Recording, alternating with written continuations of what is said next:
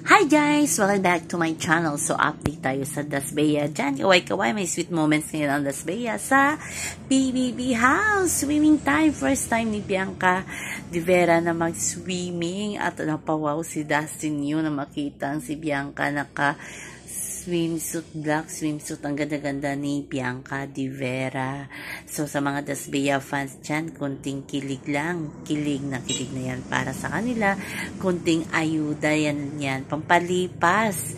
Oras lang yan ng mga housemate. Binigyan sila talaga ng chance ni Kuya para makuha ang kanilang nervyos na nararamdaman. Kasi eviction night ngayon. Sino kaya sa mga housemates ang lalabas ngayon sa kapuso at sa kapamilya stars or kapamilya housemates? So, abangan natin yan. So, sa mga Dasbeya fans dyan, dumodouble time sila para wag daw makalabas itong si Bianca at si Dustin. So, hindi natin alam kasi mga malalakas din ang iba pang mga housemates tulad ni na Clarice de Guzman na talagang si Vice Ganda talaga ang nangangampanya na wag munang palabasin itong si Atik lang. Kaya abangan na lang natin sana hindi ma-evict yung Dasbeya basta ang cute ng moments nila sa pool area na tinanong pa kunting gestures lang ni Dustin na tinanong niya tungkol sa lens ni Bianca at talagang sumagot naman si Bianca. Basta ang cute lang, napaka-consistent, napaka-maalalahanin ni Dustin kay Bianca Di Vera. Iba talaga pag minamahal mo ang isang tao,